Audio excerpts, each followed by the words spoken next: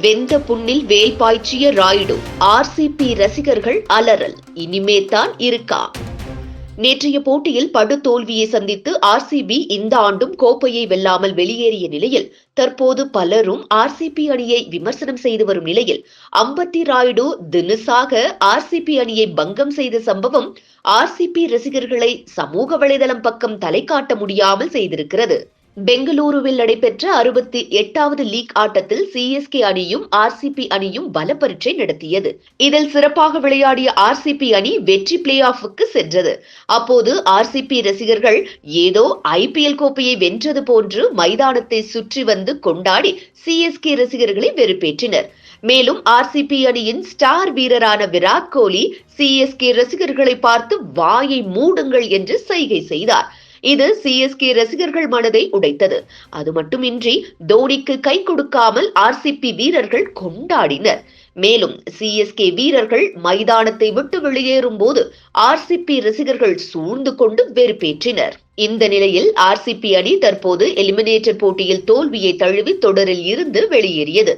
இது குறித்து கருத்து தெரிவித்திருக்கும் முன்னாள் சிஎஸ்கே வீரர் அம்பத்தி ராயுடு விராட் கோலி மைதானத்தில் தேவையில்லாமல் கத்துவது குறித்து சாடியிருக்கிறார். ஸ்டார் ஸ்போர்ட்ஸ் தளத்தில் கிரிக்கெட் வர்ணனை செய்து கொண்டிருந்த போது மைதானத்தில் சும்மா கத்துவதன் மூலமும் கொண்டாடுவதன் மூலமும் ஐபிஎல் கோப்பையை வெல்ல முடியாது. ஐபிஎல் கோப்பையை வெல்ல வேண்டும் என்றால் முதலில் நீங்கள் பிளே ஆஃப் சுற்றில் சிறப்பான ஆட்டத்தை வெளிப்படுத்த வேண்டும்.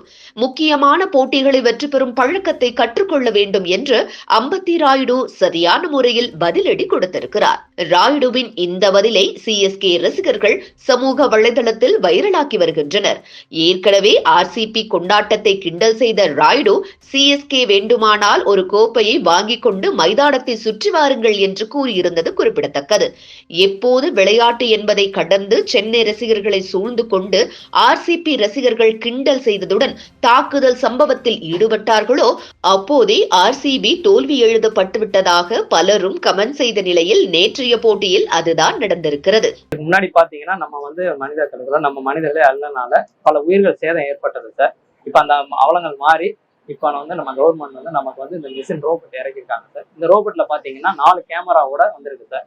4 கேமரா ஸ்கிரீன் மேல வந்திருக்கு சார். இப்போ எங்க ஆப்ரேட் பண்ணும்போது பாத்தீங்கன்னா எங்களுக்கு 13 மீட்டர் வரை உள்ள போகுது. உள்ள போயிட்டு 4 வியூலையும் நமக்கு கேமரா மூலியம் மேல பார்த்துட்டு நமக்கு எங்க டஸ்ட் இருக்கோ நம்ம கேமரா மூலியமா நம்ம பார்த்து எடுத்துடலாம் சார். ரொம்ப சுத்தமாவும் பண்ணிட்டு வந்துடலாம். இதுக்கு முன்னாடி நம்ம கண்ணுக்கு தெரியாம நம்ம அள்ளிக்கிட்டு இருந்தோம். இப்ப நம்ம கண்ணுக்கு முன்னாடி கேமரா மூலியமா அள்ளுறதுனால நமக்கு ரொம்ப பெனிஃபிட்டா இருக்கு. வேறங்களும் நமக்கு சீக்கிரமா அள்ள வேண்டியதா இருக்கு. 5 பேர் 6 பேர் செஞ்ச வேலையை இப்ப 2 பேர் சேர்ந்து வேலை செஞ்சு முடிக்கிறோம் சார். இதுக்கு முன்னாடி பாத்தீங்கன்னா எங்க ஃபேமிலியில ரொம்ப பயன்பாங்க வேலைக்கு போறது. இப்ப தைரியமா ரொம்ப சந்தோஷமா இருக்காங்க சார். பாத்தீங்கன்னா மழை காலத்துல ரொம்ப சிரமமா இருக்கு. இப்ப எப்படி இதை வச்சு எப்படி கண்டிப்பா சார். இப்போ சென்னைக்கு பாத்தீங்கன்னா 3 மிஷின் நமக்கு அலர்ட் பண்ணிருக்காங்க சார். ஒன்னு ஐக்கட்டாங்கல், இன்னொன்னு அடையாறு 168, இன்னொன்னு கொளத்தூர், இன்னொன்னு தெரிவிக்காங்க சார். இப்ப இது மேலும் நமக்கு டெஸ்ட் பண்ணிட்டு இருக்காங்க. இதுக்கப்புறம் நம்ம நாங்க கொடுக்குறதுனால எங்களுக்கு நல்லா இருக்கு சார் இந்த மிஷின். இது மேலும் இறக்கி நம்ம சென்னை இன்னமும் டூர் வரை நம்ம மழை காலங்கள்ல இருந்து தப்பிச்சுக்கலாம்.